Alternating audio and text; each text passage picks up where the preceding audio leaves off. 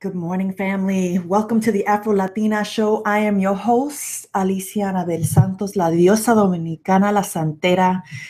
And change is uncomfortable. Change can sometimes be painful. And people often say change is very necessary, right? To growth. But today I'm feeling some changes that are hurting my spirit, my mind, my soul. So for the past few days, I have been doing this Write the Fucking Story challenge, this pre-stretch. I'm so happy that I started to do it days before the actual challenge began, because this lifestyle change, this going to bed at 9:30 p.m., waking up at 4:30 a.m. has been incredibly uncomfortable for me. I have not wanted to get out of bed.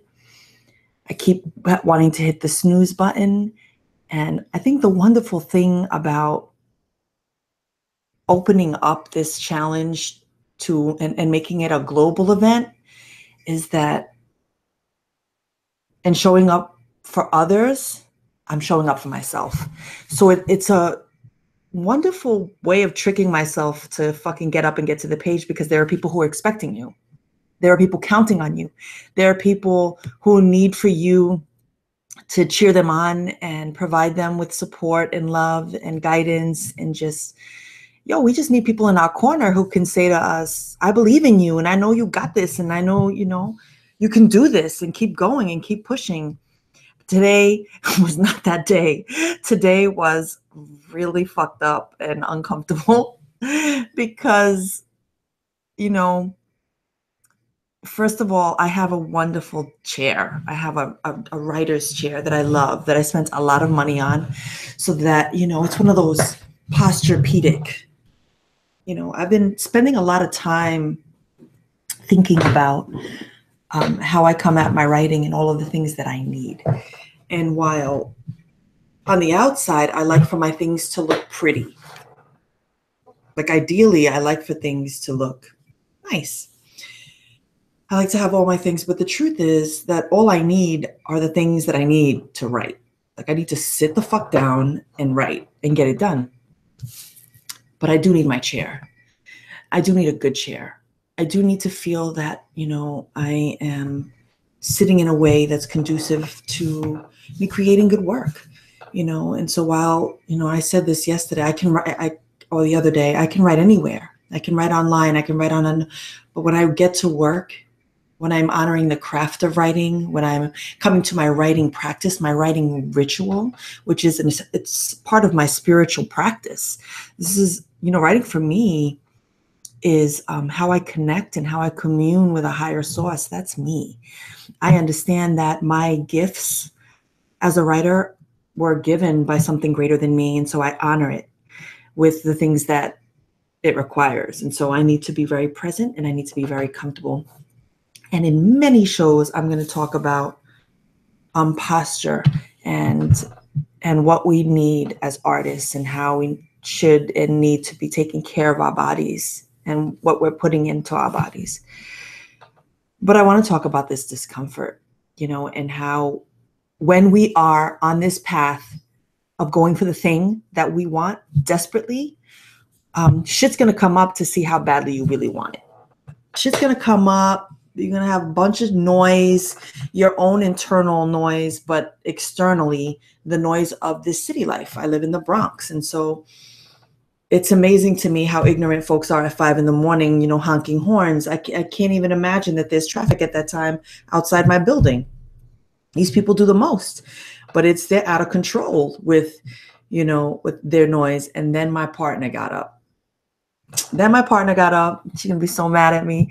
But she got up, and everything about the noise this morning bothered me. I was very sensitive. I was very uncomfortable, because I'm doing this writing challenge from 5 to 8, and I want the perfect scenario, right? I want the perfect ideal situation for writing: silence and, and lighting and music and incense. And nah, yo, she was in every fucking room in the entire house, yo. She was in the living room, in the bathroom, in the kitchen, in the dining room. And I love you, honey. Don't be mad at me. But I was having a rough day. I wasn't comfortable in my chair. I was angry because, the words weren't rising the way I'd like them to. I wanted to, skip some steps in my process so that I could get right to writing, but that's not how I do things. Like, I do have a ritual, but I was very excited. I was very excited today to just kind of be brilliant and write the story, and that wasn't happening. And so finally I got to a place where the noise was killing me softly, that I decided that I was going to stop. I was going to stop. I was going to stay seated. I wasn't going to give up on my dream, on the thing that I'm going for, but I was going to stop, because until she left the house, I wasn't going to be able to get back into my zone. Until the house was silent. I do need it silent. I do need it silent. While I can write in Grand Central Station, and that's one of the places that I write, there's something really beautiful about knowing who you are as an artist, as someone who creates, and where you work at your best. Like for me, intentionally, when I go to public spaces to write, whether that's a Starbucks, a library, a train platform, Grand Central Station, there's something about being in those spaces that's conducive to my writing, because I'm a fast writer. I write with urgency. And so when I used to spend my days at Grand Central Station, I was going there to write for speed. And I was also, the music that you're listening to, I'd be listening to punk rock, My Chemical Romance. I was listening to shit that was fast, Linkin Park, fast, because I wanted to get it out of my body quick. Much of my memoir was done in that way. My memoir, I wrote it in a month because I needed to purge it. I needed to get it out of my body because it felt like poison. And so I was writing fast. My play, I wrote that fast. But now I'm writing this novel. And this novel requires, for me, the long haul. This dream, this process requires me to sit the fuck down and get into it and really dig and stay with it and keep building. The pace is very different. I'm not writing super fast. And so, the breakthrough for me today was understanding that things are going to come up that are going to test you to see if you want it, if you want the thing. And you have to keep reminding yourself of why it is that you're going for it, why it's important to you. I think that for those of us who know what we were born to do, we have received the greatest gift of our lives, because there are people who will never know what they are here to do. And I feel so sad about that. But now that we know what we're here to do, we have a job. We have a responsibility to get to it and get it done and stop fucking around and stop wasting time and stop bullshitting.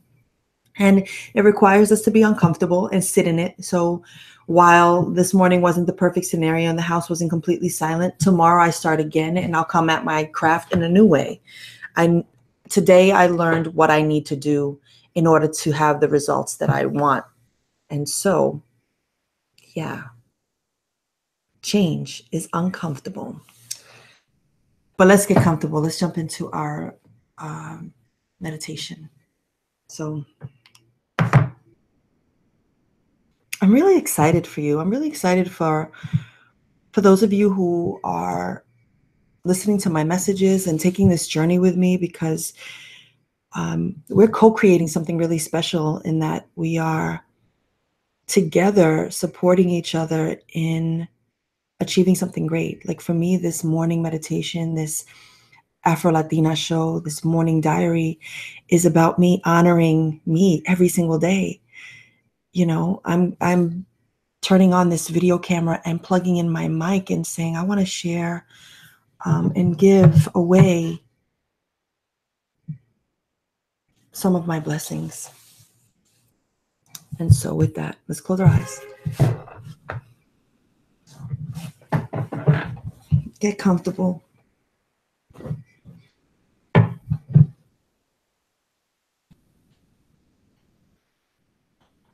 Close your eyes. Sit comfortably. Put your hands where you need them. And take some deep breaths. Inhale. Exhale. Inhale. Exhale. Inhale. Exhale. I want you to think about the last time that you were uncomfortable. Where were you? Who were you with? What were you doing? How did it feel?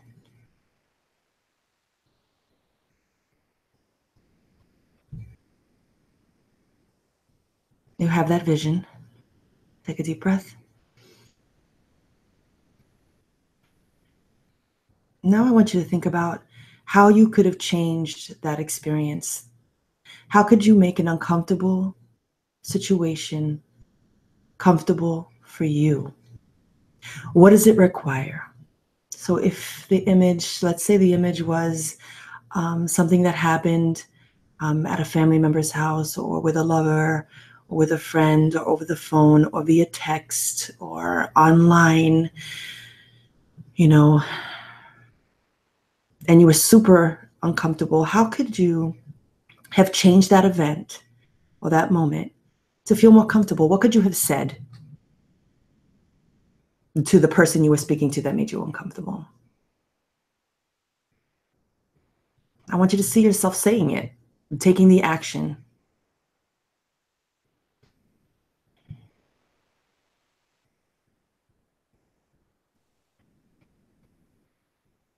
And once you've exhausted everything that you've needed to say, and the thing that you said with a lot of love, come out of your meditation.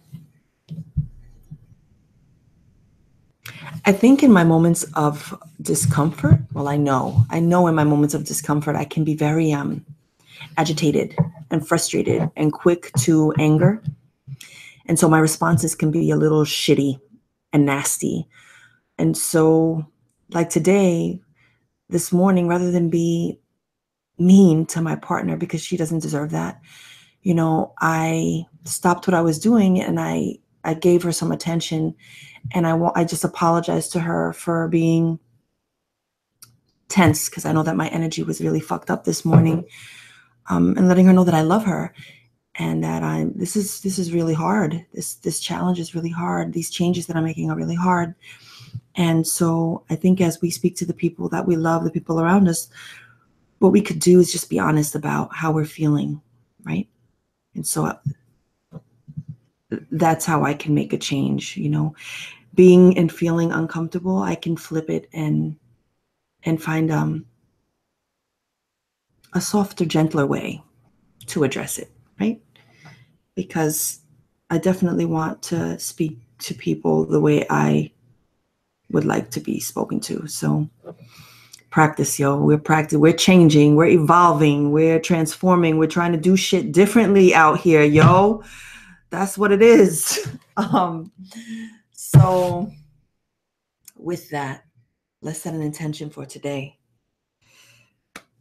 Yo, my intention is to handle some serious business.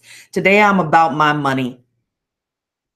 That's it. My intention today is to handle my money game, but also be love in the world. I could be about my money and still be love. So I'm wishing you an amazing day. I know someone is watching right now. I wish that I had your email. I would have sent you a link to the Google chat. I'm going to, if you want to do this, this live stream morning meditation with me, send me your email. Email me. I'll create a sign-up sheet today, because I've been doing it privately for the past, 4 weeks now. And I know that I have a few people who have been watching and listening and sharing their love. And so I would love for you to join. I think I've decided that I'm going to have a schedule with it. And so I think at 8:15 a.m. every day, that's when I'm going to record my morning meditation. I'm feeling myself, right? I'm starting to schedule my life in a different way. So if you're down 8:15, it will be, I think I want to still keep it private.